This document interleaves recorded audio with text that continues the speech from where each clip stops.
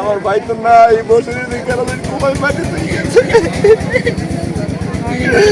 এই আমি মনে হচ্ছে দৌড়ে আইছি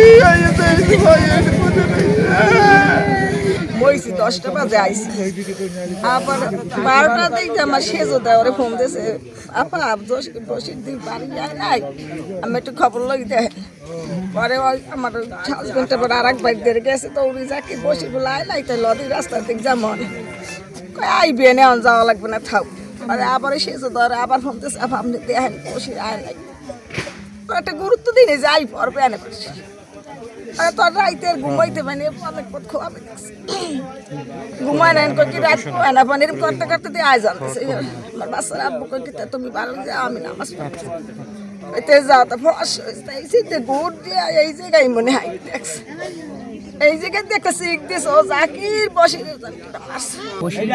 যে আজকে হত্যাকাণ্ড হলো এই ছেলেটা আসলে অনেক ভদ্র ছিল, অমায়িক ছিল, এলাকায় কারোর সাথে কোনো দ্বন্দ্ব নাই, কারোর সাথে কোনো জায়গা জমি নাই, বিরোধ নাই। কিন্তু কি জন্য এ ধরনের একটা নিকটতম ঘটনা ঘটলো এই জন্য আমরা অত্র এলাকাবাসী আসলে অনেকটাই ক্ষুব্ধ। আমরা এর বিচার চাই, সঠিক বিচারটা যেন হয়, তাহলে হয়তো এলাকাবাসী মানুষ বুঝতে পারবে যে অন্যায়কারী সে সাজা পাইছে। অটো চালাই রাত্রির আমি 11টার পরে আমি ব্রিজ দিয়ে ঢুকছি, ঢোকার পরে দেখি যে ব্রিজের সামনেও দাঁড়ানো। তারপরে আমার কাছে আইসি, আমি কইতে ওঠ গাড়ি তোর, আমার চাষা কইতে ল বাড়ি ল এনেকা না এতালে জানলাম কে কিছে কয় আমাকে বাড়ির দিক দেখাই দিচ্ছে, কয় একটা লোক আইবে এই জন্য আমার দাঁড়াত কইছে, এর লেগে আমি দাঁড়ানো আছি। আবার আমি চলে গেছি, আবার মরার খবর পাইছি আমি সকালে। বুঝলেন সেইবারে এখন তাহলে আবার একটু বাদ তো গেছে, এখন তার বদলা চলা দেয় বুঝলেন।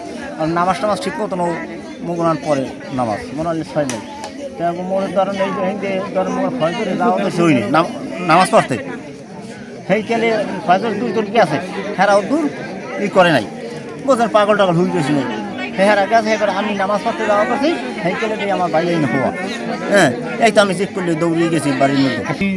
আজকে সকালে আমি ফোন যোগে খবর পাই, খবর পাওয়ার পরে এখানে ঘটনাস্থলে আসি।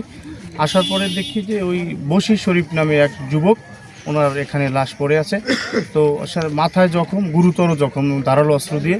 তো আসলে প্রশাসনের লোকজন বিভিন্ন টিম আসছে এখানে, তারা আসলে বিষয়টা তদন্তাধীন আছে। আসলে এটা আসলে হত্যা করা হয়েছে, এটা আসলে পরিকল্পিতভাবেই আমার মনে হয়েছে, কিন্তু এটা তদন্তাধীন আছে। তো আমরা আসলে আমি এলাকাবাসীর পক্ষ থেকে যারা এই কাজের সাথে জড়িত তাদের আমি দৃষ্টান্তমূলক শাস্তি দাবি করছি। সংবাদে আমি সহ আমার টিম এখানে আসি, ফরেন্সিক টিম এসেছিল। আমরা যেটা পেয়েছি তার মাথায় গুরুতর আঘাত বা গুরুতর জখম রয়েছে। আমরা ধারণা করতেছি এটা মাথার আঘাতের কারণে মৃত্যু, অর্থাৎ হত্যাজনিত মৃত্যু। রাতের বেলায় ঘটনা সংঘটিত হয়েছে। এই সংক্রান্তে যে আমাদের পরবর্তী কার্যক্রম ইনকোয়েস্ট বা পোস্টমর্টম সহ যাবতীয় আইনানুগ কার্যক্রম, সার্বিক বিষয়টা আমাদের তদন্তাধীন আছে। তদন্তের স্বার্থে অনেক কিছু বলা যাবে না। হ্যাঁ, আমরা কাজ করছি, আশা করতেছি খুব কম সময়ে এটা